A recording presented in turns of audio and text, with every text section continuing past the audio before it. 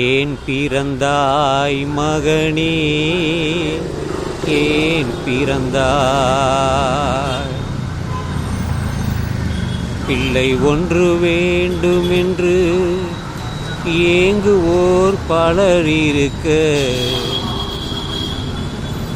என்னிடத்தில் சேர்ந்தாயே செல்வ மகனே.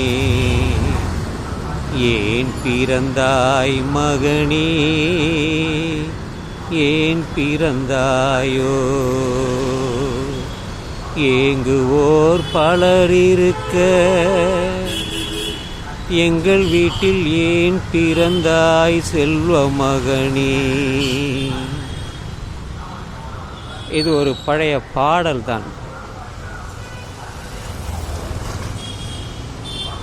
இந்த குழந்தை வேண்டும் என்று பலர் தவம் இருக்கிறார்கள். ஆனால் சிலரோ ஏன் பிறந்தாய்? ஏனென்றால் தொல்லை. சில பிள்ளைகள் தொல்லை தருவதால்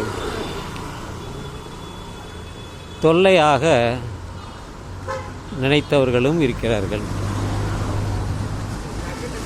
இருந்தாலும் பிள்ளை பிள்ளைதான், ஆண் பிள்ளை ஆண் பிள்ளைதான். ஆண் பிள்ளை என்றாலும் ஆண் பிள்ளை என்பார்கள். அதெல்லாம் சரிதான். இந்த பிள்ளை ஒரு குழந்தை, இது பிறப்பதற்கு முன்பு எங்கே இருந்தது? இது பிறந்து விட்டது, ஏன் பிறந்தாய் என்று கேட்கிறோம். அப்போ பிறப்பதற்கு முன்பு நீ எங்கிருந்தாய் மகனே என்று யாரும் கேட்பதில்லை. நான் யார் என்று பலர் கேட்பார்கள். ஆனால் நீ ஏன் பிறந்தாய் என்று யாருக்குமே தெரியாது. எங்கே இருந்தாய்?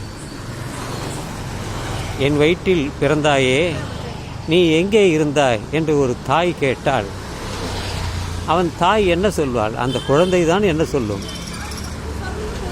அந்த குழந்தைக்கு தெரியுமா? தெரியாது. ஆனால் தாய் கேட்பாள், நீ எங்கே இருந்தாய்? தகப்பனும் கேட்பான், நீ எங்கே இருந்தாய்? என் மனைவியின் வயிற்றில் பிறந்தாயே, நீ எங்கே இருந்தாய் என்று கேள்வி கேட்டால் யாருக்குமே பதில் தெரியாது. ஏனென்றால் அது ரகசியம்தான், பிறப்பு ரகசியம்தான். அதை தெரிந்தவர்கள் ஞானிகள். அவர்கள் எதுவும் சொல்ல மாட்டார்கள், அவர்களுக்கு தெரியும். மௌனம் சம்மதம் என்பார்கள். ஆதலினால் என்ன கேள்வி கேட்டாலும் அவர்கள் பதில் சொல்ல மாட்டார்கள். சம்மதம்தான். ஏன் பிறந்தாய்? நான் விருப்பப்பட்டேன், நீ பிறந்தாய். எங்கே இருந்தாய் என்றால் யாருக்கும் பதில் தெரியாது. பதில் இருக்கிறது, நீங்கள் தேடிக்கொள்ளுங்கள். எனக்கு தெரியும், நீங்கள் தேடிக்கொண்டு கண்டுபிடியுங்கள். நீங்கள் பிறப்பதற்கு முன்பு நீங்கள் எங்கே இருந்தீர்கள் என்று தேடி கண்டுபிடியுங்கள். உங்களுக்கு நிச்சயமாக புரியும். எனவே ஏன் பிறந்தாய் மகனே? பிள்ளை ஒன்று வேண்டும் என்று கேட்ட பொழுது நீ ஏன் பிறந்தாய்? எங்கே இருந்தாய்? இதற்கு எல்லாருக்கும் விடை இருக்கிறது. ஆராய்ந்தால் விடை தெரியும். ஆராய்ந்து தெரிந்து கொள்ளுங்கள். நான் தெரிந்து கொண்டேன். அதனால்தான் அந்த கேள்வியை நான் உங்களுக்கு வைக்கிறேன். நீங்கள் தெரிந்து கொள்ளுங்கள், தேடுங்கள். தேடுங்கள், உங்களுக்கு பதில் கிடைக்கும்.